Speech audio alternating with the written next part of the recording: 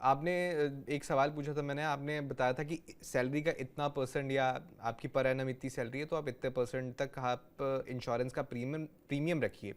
मैं चाहता हूं कि आप ज़रा आसान भाषा में हमारे दर्शकों को बताइए कि अगर आपकी मान लीजिए इतनी सैलरी है तो आप इतना पैसा आप प्रीमियम में खर्च कर सकते हैं। मुझे एक पर्टिकुलर सैलरी अगर मेरी है तो मैं कौन सा इंश्योरेंस लूँ, हेल्थ इंश्योरेंस लूँ, टर्म इंश्योरेंस लूँ, एक बार आप ज़रा बताइए।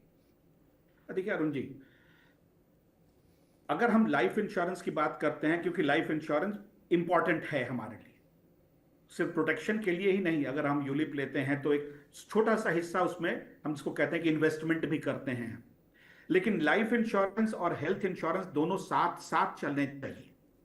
अब लाइफ इंश्योरेंस में कितना हमको अपना सम इंश्योर्ड रखना चाहिए? सबसे पहली बात तो ये कि जीवन का या लाइफ का कोई वैल्यू हम नहीं कर सकते हैं, लेकिन फिर भी लाइफ इंश्योरेंस पर्पजेस के लिए, इस स्पेसिफिक मामले के लिए हमारा ये मानना होता है कि 12 से 15 टाइम्स योर एनुअल सैलरी।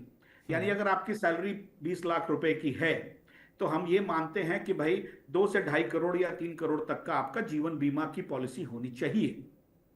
और अगर आप लाइफ इंश्योरेंस की बात करते हैं तो आपका अगर 20 लाख आपकी सैलरी है तो करीब करीब 10 से 15 लाख रुपए तक का आपका हेल्थ इंश्योरेंस पॉलिसी होना चाहिए।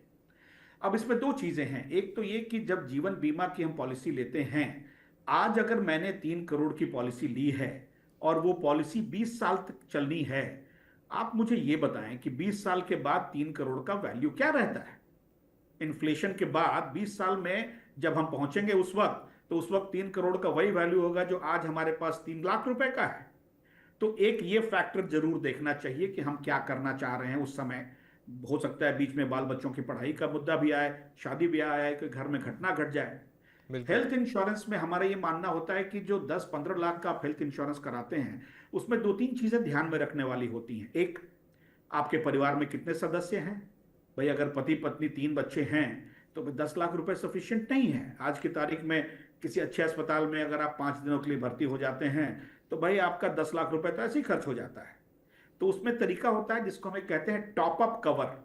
यानी 15 लाख का हमारा बेसिक पॉलिसी है और उसके अलावा हमने एक 25 लाख 50 लाख रुपए का एक टॉप अप कवर लिया है। टॉप अप का जो प्रीमियम होता है कम होता है, क्योंकि उसमें पहले तो 10-15 लाख रुपए आपके हेल्थ इंश्योरेंस वाली पहली पॉलिसी में कवर होते हैं।